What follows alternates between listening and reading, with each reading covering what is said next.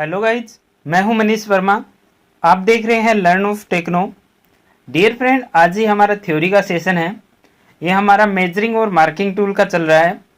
तो इसमें हमने पीछे की क्लास में इंजीनियरिंग ट्राई स्क्वायर के बारे में पढ़ा था। उसमें हमने पढ़ा था कि ट्राई स्क्वायर होते हैं वो 3 प्रकार के होते हैं। इंजीनियरिंग ट्राई स्क्वायर, एक एल स्क्वायर होता है, ठीक है, और एक ट्राई स्क्वायर होता है जो हमारा साधारण ट्राई स्क्वायर होता है, ठीक है। इंजीनियरिंग स्क्वायर, ट्राई स्क्वायर और एल स्क्वायर। तो आज की क्लास में है वो हम इसकी जो ट्राई स्क्वायर की है वो इसकी शुद्धता कैसे चेक करते हैं, इसकी एक्यूरेसी है वो क्वालिटी है वो कैसे चेक करते हैं कि ये सही एक्यूरेसी में काम कर रहा है या नहीं कर रहा है, यानी कि method of the check accuracy of try square, ठीक है। तो चलिए क्लास को शुरू करते हैं। ट्राई स्क्वायर की शुद्धता है वो कैसे चेक की जाती है। तो जॉब को ट्राई स्क्वायर से जांचने से पहले उसे चेक कर लेना चाहिए कि वह शुद्ध है कि नहीं है। इसके 2 तरीके होते हैं, यानी कि ये जॉब को चेक करने से पहले क्या हमें एक बार है वो ट्राई स्क्वायर को ही चेक कर लेना चाहिए कि वो हमारा सही एक्यूरेसी में है कि नहीं है, कहीं उसमें एरर तो नहीं है। अगर उसमें एरर रहेगा तो वो क्या होगा कि जैसे हम जो जॉब बनाएंगे तो जॉब को जो चेक करेंगे तो उसमें भी क्या है वो एरर दिखाएगा, तो वो एरर के अनुसार ही उसको चेक करेगा, तो जॉब हमारा बनेगा वो क्या सही नहीं बन पाएगा। तो इसके लिए क्या इसकी एक्यूरेसी वो हमें चेक कर लेनी चाहिए ताकि हमारा जॉब है वो सही एक्यूरेट बन पाए, ठीक है। इसमें हमारा फर्स्ट होता है मास्टर ट्राई स्क्वायर द्वारा और सेकंड होता है सरफेस प्लेट द्वारा। यानी कि मास्टर ट्राई स्क्वायर से भी हम चेक कर सकते हैं, सरफेस प्लेट के द्वारा भी हम चेक कर सकते हैं इसको। मास्टर ट्राई स्क्वायर से कैसे चेक करते हैं, तो इसमें मास्टर ट्राई स्क्वायर के द्वारा उसका 90 डिग्री का कोण है वो मापा जाता है। इसके लिए दोनों को सरफेस प्लेट पर सटाकर खड़ा किया जाता है। यदि दोनों ब्लेडों के बीच में रोशनी आती है तो ट्राई स्क्वायर अशुद्ध है। यानी कि जैसे इसमें ये दे रखा है, ये क्या सरफेस प्लेट मेथड दे रखा है। मास्टर ट्राई स्क्वायर से क्या करेंगे, जैसे एक हमारा साधारण ट्राई स्क्वायर होगा, दूसरा क्या होगा मास्टर ट्राई स्क्वायर होगा। तो उसकी ब्लेडों को क्या है प्लेट पर रख के बेस को क्या करेंगे उसको प्लेट पर रखेंगे, ठीक है। एक ब्लेड होता है और एक स्टोक होता है, तो स्टोक को क्या करेंगे बेस नीचे रखेंगे, बेस पर प्लेट पर दोनों के स्टोक को, और ब्लेडों को आपस में टच करेंगे। तो ब्लेडों को आपस में जब टच करेंगे तो अगर उनके बीच से रोशनी आ रही है तो इसका मतलब क्या है कि ट्राई स्क्वायर है उसमें क्या एरर है, तभी तो रोशनी आ रही है। अगर बिल्कुल दोनों करेक्ट है, राइट एंगल में है दोनों, तो उनके बीच से रोशनी है वो नहीं आएगी, क्योंकि दोनों ब्लेड जो टच होंगे तो वो क्या बिल्कुल टच हो जाएंगे, उसके बीच से रोशनी हमें नहीं दिखाई देगी, ठीक है। सेकंड है हमारा सरफेस प्लेट के द्वारा। तो इस विधि में ट्राई स्क्वायर के स्टोक को सरफेस प्लेट के किनारे से लगाकर ब्लेड के साथ एक लाइन खींची जाती है। फिर ट्राई स्क्वायर को उल्टा कर दूसरी तरफ से फिर उसी जगह रेखा खींची जाती है। यदि दोनों रेखाएं एक ही जगह पर हो तो ट्राई स्क्वायर क्या होगा शुद्ध होगा, और यदि दोनों अलग अलग आती हो तो ट्राई स्क्वायर क्या होगा हमारा इनकरेक्ट होगा, एक्यूरेट नहीं होगा, अशुद्ध होगा, ठीक है। तो इसमें क्या दिखाया हुआ है, जैसे फिगर में दिखाया हुआ है method to check the accuracy of try square, यानी कि ट्राई स्क्वायर की एक्यूरेसी वो इसमें चेक करके दिखाया गया है। तो पहले क्या किया ट्राई स्क्वायर था वो इस साइड रखा हुआ था यहां पर ये, और उसके बाद में क्या करा कि इसके साथ में हमने क्या किया एक लाइन खींच ली, सीधी लाइन खींच ली, इससे ये जो लाइन खींच ली, ठीक है। उसके बाद में क्या किया सेकंड दूसरा इधर घुमाया, इसको इधर से क्या किया इधर इसको पलटी कर दिया, और यहां से क्या किया एक लाइन ये भी खींच ली। तो अब इधर वाली लाइन और ये वाली लाइन, इन दोनों लाइनों के बीच में क्या है गैप दिखाई दे रहा है। इन दोनों लाइनों के बीच में हमें क्या दिखाई दे रहा है गैप दिखाई दे रहा है, यानी कि गैप दिखाई दे रहा है। तो इसका मतलब क्या है कि हमारा ट्राई स्क्वायर है वो 90 डिग्री में एक्यूरेट नहीं है। अगर ये 90 डिग्री में एक्यूरेट होता तो जैसे हम इसको इधर पलट करते इस साइड से, जैसे इधर लाइन खींची उसके बाद इधर पलट करते इस साइड में, तो क्या दोनों लाइनें है वो एक ही लाइन पर आती, ठीक है। दोनों लाइनें वो एक ही लाइन पर आती, जैसे कि यहां पर एक लाइन खींची उसके बाद ट्राई स्क्वायर को हमने पलटा और दोबारा जब लाइन खींची तो क्या होगा इसी लाइन के ऊपर आएगी, तो वो क्या होगी करेक्ट होगा हमारा। और एक लाइन यहाँ है और दूसरी लाइन थोड़ी सी इधर टेढ़ी आ रही है, ये थोड़ा ज्यादा हो गया, जैसे एक लाइन यहाँ है दूसरी लाइन थोड़ा सा इधर आ रहा है, थोड़ा सा गैप भी अगर इनके बीच में आ रहा है दोनों लाइनों के बीच में, तो क्या होगा ये हमारा इनकरेक्ट होगा ट्राई स्क्वायर, ठीक है। चलिए इसमें देख लेते हैं, बाकी कुछ है तो वैसे नहीं है, चलो आगे देख लेते हैं। आगे हमारा कॉम्बिनेशन सेट। अब कॉम्बिनेशन सेट क्या है, इसको क्यों बनाया कॉम्बिनेशन सेट को, तो इसके क्या कुछ बहुत ही एडवांटेज है। जैसे कॉम्बिनेशन सेट में क्या होते हैं, स्क्वायर हेड होता है, प्रोटेक्टर हेड होता है और सेंटर हेड होता है। इसके द्वारा क्या सेंटर हेड से किसी जॉब का हम केंद्र मालूम कर सकते हैं, किसी जॉब के केंद्र पर क्या लाइन खींच सकते हैं हम। प्रोटेक्टर हेड होता है, उससे क्या हम किसी भी कोण में क्या है लाइनें खींच सकते हैं, कोई भी कोण है वो चेक कर सकते हैं। और जो प्रोटेक्टर हेड होता है उसकी शुद्धता कितनी होती है, वो 1 डिग्री की शुद्धता में मापता है। और जो सेंटर हेड होता है उसमें क्या है, जो हम अगर सेंटर हेड के अंदर स्टील रूल लगाएंगे तो वो 2 बराबर भागों में डिवाइड हो जाएगा, 45 डिग्री और 45 डिग्री में। यानी कि जो सेंटर हेड होता है उसका कोण कितना होता है, 90 डिग्री होता है। और जो प्रोटेक्टर हेड होता है उसके द्वारा कि हम 1 डिग्री की शुद्धता में कोई भी कोण चेक कर सकते हैं, कोई भी कोण की मार्किंग है वो कर सकते हैं। यानी कि मेजरिंग और मार्किंग टूल है या चेकिंग टूल भी बोल सकते हैं इसको, ठीक है। और लास्ट है हमारा स्क्वायर हेड। तो स्क्वायर हेड में क्या होता है, किसी जॉब की स्क्वायरनेस चेक करना, जैसे ट्राई स्क्वायर से चेक करते हैं हम स्क्वायरनेस, तो इससे स्क्वायर हेड से भी क्या है हम इसकी स्क्वायरनेस चेक कर सकते हैं जॉब की। इसमें क्या होता है, एक साइड से कोण होता है वो 90 डिग्री में होता है, एक साइड से कोण होता है वो कितने डिग्री में होता है, 90 डिग्री में होता है, और दूसरी साइड से 45 डिग्री में इसका कोण होता है, ठीक है। चलिए इसमें आगे देख लेते हैं। आगे ये इसमें नीचे आप पूरा फिगर भी देख सकते हैं।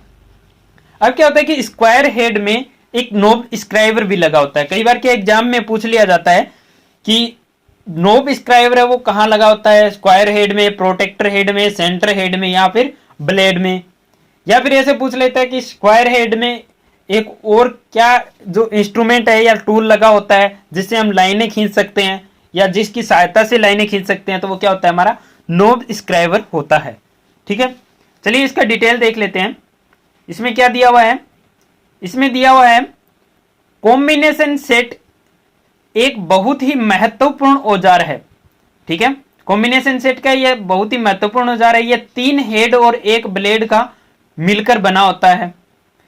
एक ही ब्लेड पर तीनों हेड अलग अलग व साथ साथ फिट किए जा सकते हैं। यानी कि एक ही ब्लेड पर क्या है, तीनों हेडों को अलग अलग भी फिट कर सकते हैं और एक साथ भी क्या है इनको फिट कर सकते हैं, ठीक है। तो चलिए देख लेते हैं इसमें भी क्या दिया हुआ है। आगे इसमें दिया हुआ है इसका ब्लेड है वो स्टेनलेस स्टील का बना होता है। ब्लेड की धातु पूछ ली जाए तो किसका, स्टेनलेस स्टील का बना हुआ होता है, जिसकी पूरी लंबाई में एक आयताकार स्लॉट कटा होता है। अभी आयताकार स्लॉट क्यों कटा होता है ब्लेड के ऊपर, तो ये आयताकार स्लॉट इसलिए कटा होता है ताकि हम सेंटर हेड, स्क्वायर हेड और प्रोटेक्टर हेड को इस स्लॉट के अंदर है हमारा नट या बोल्ट के द्वारा इसको क्लैंप कर सके। तो इसके लिए क्या इसमें एक आयताकार स्लॉट कटा होता है, नाली कटी होती है।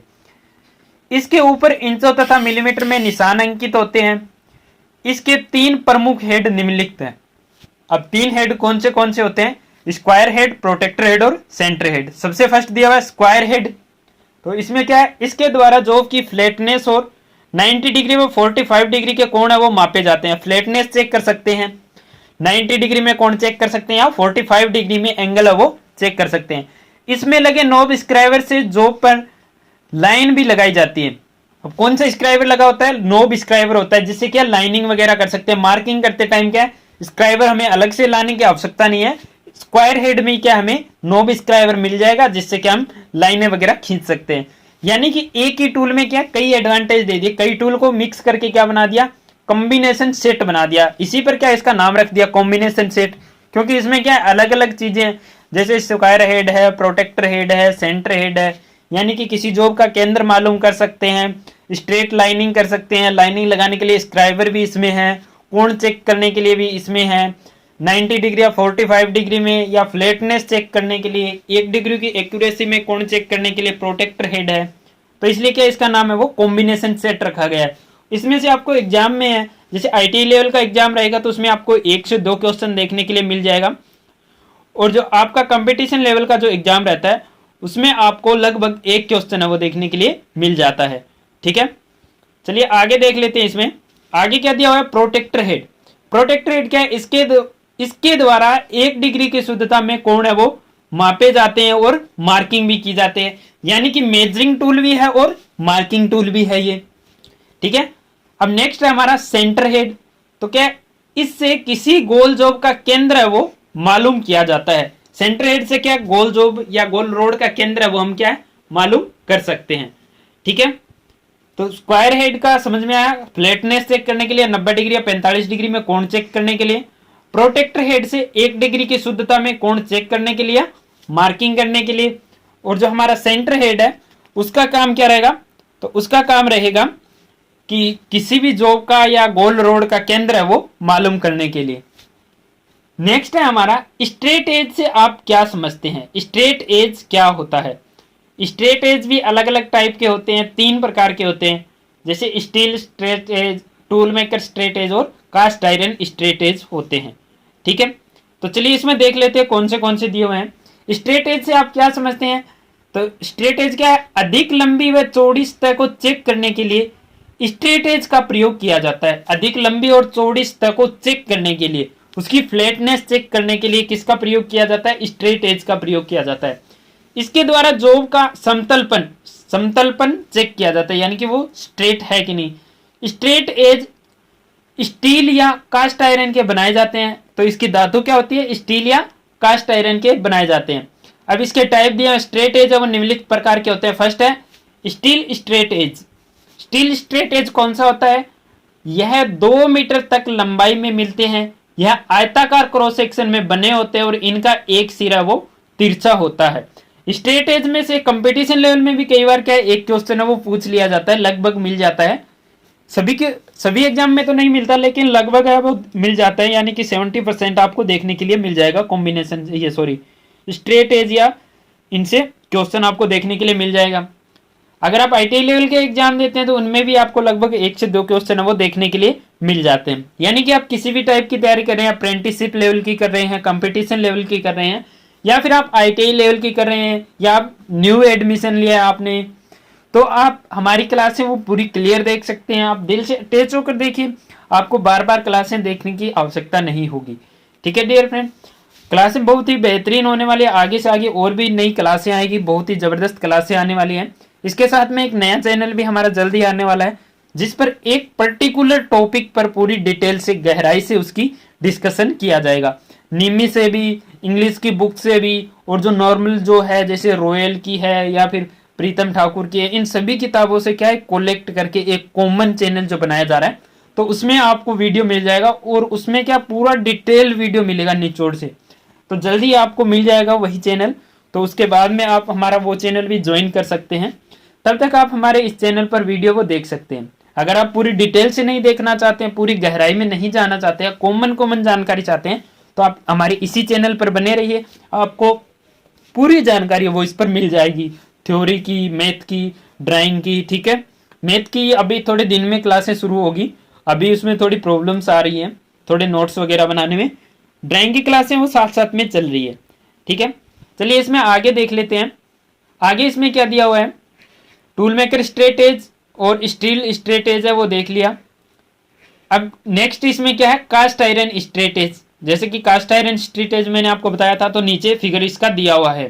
ठीक है, फिगर 39C में क्या कास्ट आयरन स्ट्रेट एज दिया हुआ है। लेकिन इससे पहले टूल मेकर स्ट्रेट एज के बारे में थोड़ा पढ़ लेते हैं, थोड़ी इसकी भी जानकारी ले लेते हैं।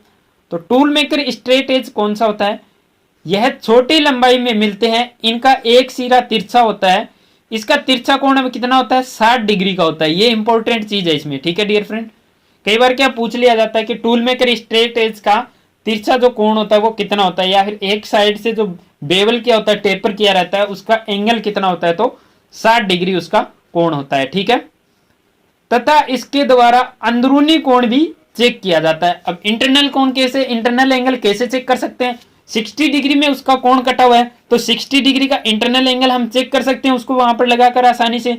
तो ये भी क्वेश्चन है वो पूछ लिया जाता है कि किस स्ट्रेट एज के द्वारा हम अंदरूनी कोण चेक कर सकते हैं, तो टूल मेकर स्ट्रेट एज के द्वारा हम क्या अंदरूनी कोण है वो चेक कर सकते हैं।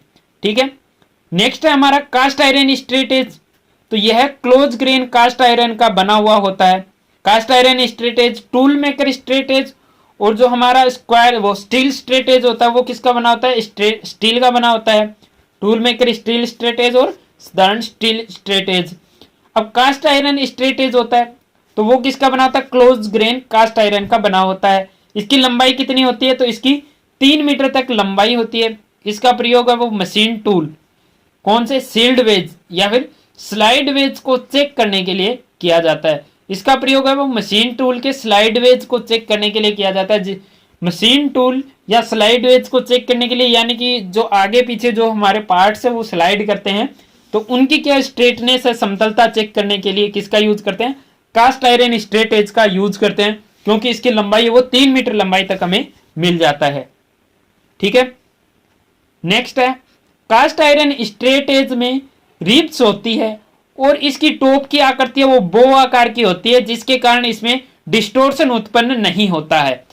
अब जो रिब्स कटे होते हैं वो कौन से होते हैं, जो रिब्स ये नीचे इसमें कटे हुए हैं और ऊपर से क्या है इसका टॉप है वो बो आकार में बना हुआ होता है, इस आकार में बना हुआ है, तो ये गोलाई में बना हुआ है, इस वजह से क्या इसमें डिस्टोर्शन वगैरह नहीं आता है। डिस्टोर्शन यानी कि इसमें बेंड वगैरह नहीं आता है, इसमें वातावरण का प्रभाव वो इसके ऊपर आसानी से नहीं होता है।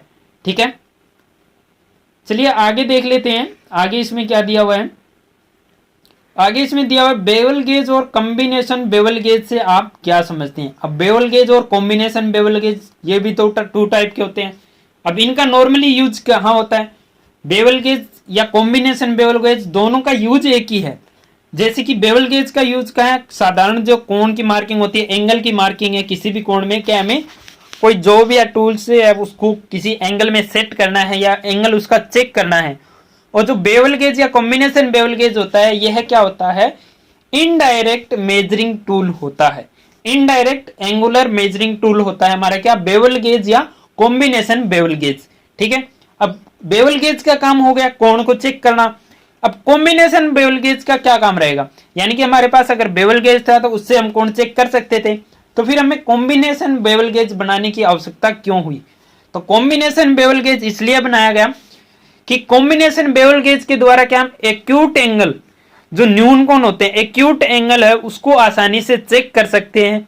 या फिर जैसे क्या कॉम्बिनेशन बेवल में 3 ब्लेडें होती है और बेवल गेज में साधारण जो बेवल गेज होता है उसमें 2 ब्लेड होती है, तो तीसरा ब्लेड का उसका यूज कहां रहेगा कि कहीं से हमें कोण को ट्रांसफर करना है, एक जगह से वहां से क्या हम उस कोण की माप नहीं ले पा रहे हैं, तो वहां से हम कोण को है तीसरे ब्लेड के द्वारा दूसरे ब्लेड पर हम क्या कर लेंगे, उस एंगल को ट्रांसफर कर लेंगे। उसके बाद क्या हम उसका एंगल है वो चेक कर लेंगे, तो हमें एक्यूरेट पता चल जाएगा कि उस वो जो हमारा जो टूल या जोब है उसका कोण कितना डिग्री का है। तो यानी कॉम्बिनेशन बेवल गेज का क्या यूज रहेगा, साधारण बेवल गेज के अलावा एक्यूट एंगल चेक करने के लिए, न्यून कोण चेक करने के लिए और कोण को ट्रांसफर करने के लिए, एंगल ट्रांसफॉर्मेशन के लिए। ठीक है, तो चलिए आज की क्लास में बस इतना ही। बेवल गेज और कॉम्बिनेशन बेवल गेज इन दोनों के बारे में क्या नेक्स्ट क्लास में स्टडी करेंगे, इन दोनों के बारे में, बेवल गेज और कॉम्बिनेशन बेवल गेज के बारे में। और याद रखिए हर शाम 8 बजे आपको मिलेगा एक नया वीडियो ओनली हमारे चैनल पर। तो अगर आपने चैनल को अभी तक सब्सक्राइब नहीं किया है तो सब्सक्राइब कर लीजिए और डेली हर शाम 8 बजे आप हमारे चैनल पर विजिट कर सकते हैं। साथ में आपको शॉर्ट वीडियो भी मिलते हैं जिनमें क्या स्पेशल नोट दिए हुए हैं, यानी कि जो कुछ इंपॉर्टेंट नोट होते हैं, कुछ लाइनें होती है, तो उनको क्या एक शॉर्ट वीडियो के माध्यम से भी आप तक पहुंचाने की कोशिश की जा रही है। ठीक है, वीडियो अगर आपको अच्छा लगता है तो ज्यादा से ज्यादा आप इसे शेयर कर दीजिए और याद रखिए हर शाम 8 बजे डेली आप विजिट कर सकते हैं। ठीक है, thanks for watching and bye bye.